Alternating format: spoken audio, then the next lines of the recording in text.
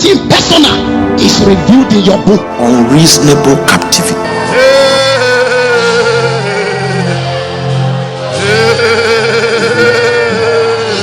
Watch from so and so time, from the beginning of the night watch to the middle of the to the closure of the beginning of the night watch, while someone else comes up to take the middle of the night watch down to the closure of the middle of the night watch, and a third personality comes up to take comes up from the closure of the middle of the night watch, and he runs uh, throughout the closure of the night watch. So this action and this custom became so popular in the Roman Empire and in the Jewish society, so much so that it became a lifestyle, and uh, it was seen having its bearing even in the Bible. You see Abraham. He was one of such persons that in his dealings with God, countless times he laid altars. He laid altars in a particular season of his work with God, of his ministry, even on the face of the earth.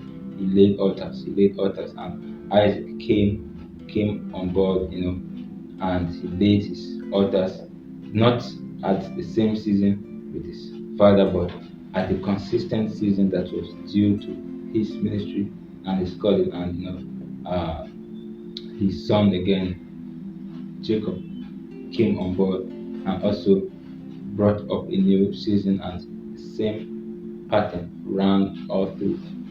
So it's of worthy note for us to understand that even though we see this factor of time, phrase, and consistencies plays out in the Roman government and in the Jewish ancient societies, this attribute or this habit also finds, or in fact it finds its bearing in the Christendom. You'll discover that if you read the book of Mark chapter 15 from verse 24, you will understand the history and the story behind Jesus' crucifixion. Matthew 15:25. Matthew 15:25. I read, and it was the third hour, and they crucified him. The third hour, and they crucified him. So you see that even Jesus Christ himself, and in fact, from other scriptures that I will be unfolding as this session goes on, you understand with me that the spiritual timings and hours, basically the night watches, was in all summarized by the crucifixion process of Jesus Christ. We have basically three watches of the night. We have the morning watch. Sorry, uh, we have the ninth hour. We have uh, the sixth hour, and we have the third hour. And all these hours can be rephrased into our basic timing work clock that runs from 12 to 12 and from 6 to 6. So you understand that when you talk about the third hour is the Roman time, roughly counted as 9 a.m. That is the third hour. Is roughly counted or assumed to be 9 a.m. And this runs from 9 a.m. to basically 10 a.m. and thereabout. So you see, and this was the same time that Jesus Christ was crucified.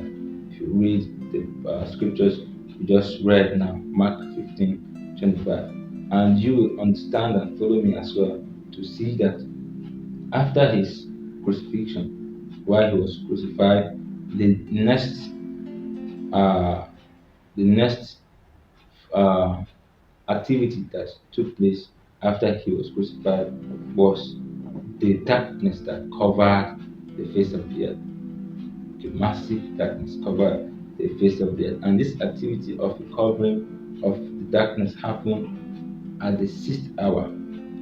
At the sixth hour. And this sixth hour is is basically calculated to be 12 p.m. 12 p.m. So it runs from 12 p.m. to 1 p.m. And you can also see this in the book of Mark, much more specifically, Mark 15 from verse 33. And after that incident and everything, one of the incidents that also strikes a chord is Jesus Christ's death. You can see that in Mark 15 from verse 24 to from verse 34 to 37. And his death occurred in the ninth or at the ninth hour. And the ninth hour is calculated to be 3 p.m. So you see that it runs all through. So basically, the idea of having a fixed time, or to have the idea of having a religious time factor or frame being fixed, and you call believers and Christians to have maybe vigils or a time out of prayers from 12 to maybe 1 a.m. and thereabout. You see that even going by scriptures, you see that those hours are specific hours that carries spiritual timings. They, they carries sensitive moments, very sensitive moments. So you see, the third hour is 9 a.m. The sixth hour is 12 p.m. and the ninth hour is 3 p.m. And this runs, and this time has a chronological phase to it. So it rotates round and round. So basically, when we speak about 9 a.m. or even p.m., 12 a.m. or even p.m., and 3 a.m. or even p.m., as the case may be, these are these are specific, and these are uh, times for angelic traffic, angelic traffic. There are so many scriptures I have on board to give us much more narrative to this point, but because of the want of time, I may not go so deep. But the idea behind this episode is to bring to our consciousness that any man you see observing his night watch is trying to impose a discipline to himself, and this discipline is not just a discipline to flesh; it's a discipline unto an ordination. So a man who is practicing his night watch is trying to involve himself or to bring himself into an ordination of a military personality or personnel in the spirit. So any man you see carrying out night watches and night hours, prayers, sacrifices, and all of that, he's not just a man in the spirit realm. He's like a soldier. He's carrying, he's wearing the uniform of a military personnel. So not everybody you can just walk upon and you lay challenges and you lay false accusations upon. Some of these persons, some of these same men with flesh and blood are not just men that you see. They are military personnel, and some of them are generals in the spirit, not just because they pray and fast, but because they keep strategic time watch and time hours, and this has helped a lot of believers, and it has helped them to fight battles and battles and to be victorious in so many aspects of the battle of life. To get more insight, I will uh, show us three other basic scriptures that will be like an affirmation to So my claims, and we have this analysis done. Let's take a look at more insight on the money watch. Uh, Psalms 55 from verse 17. Psalms 55 from verse 17. Psalms 55 from verse 17.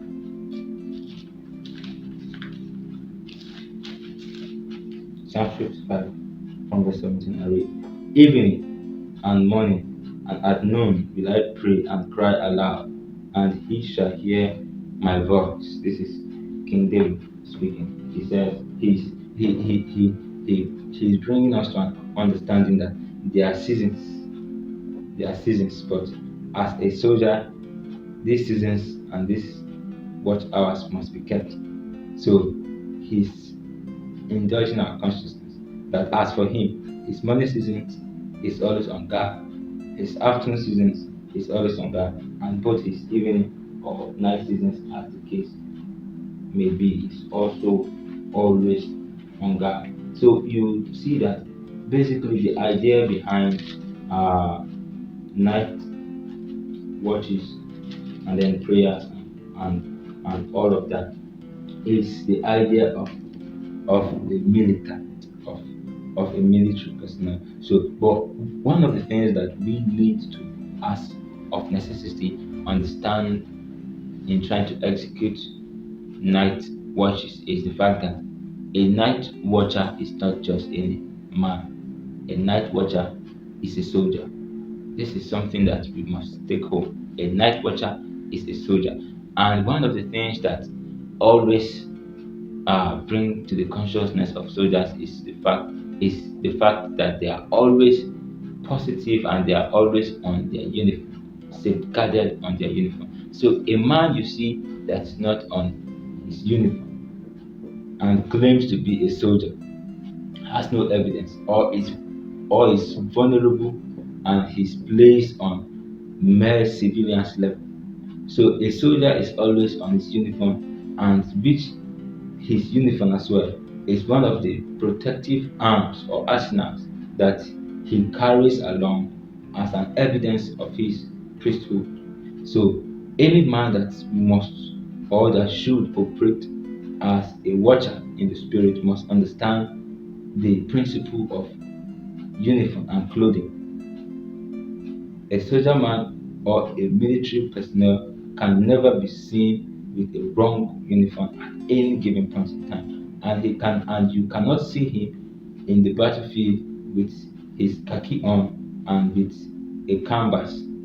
He's always on his boot and his khakis are always neat, clean, and sparkling. So we must understand that our uniforms, you see, if you read the book of Ephesians chapter 6, you understand that Paul speaking, he says, let's put on the whole armor of God, So there's an armor that a believer needs to put on, that a believer that wants or that seeks to operate like a military personnel or that seeks to cultivate the culture of midnight prayers.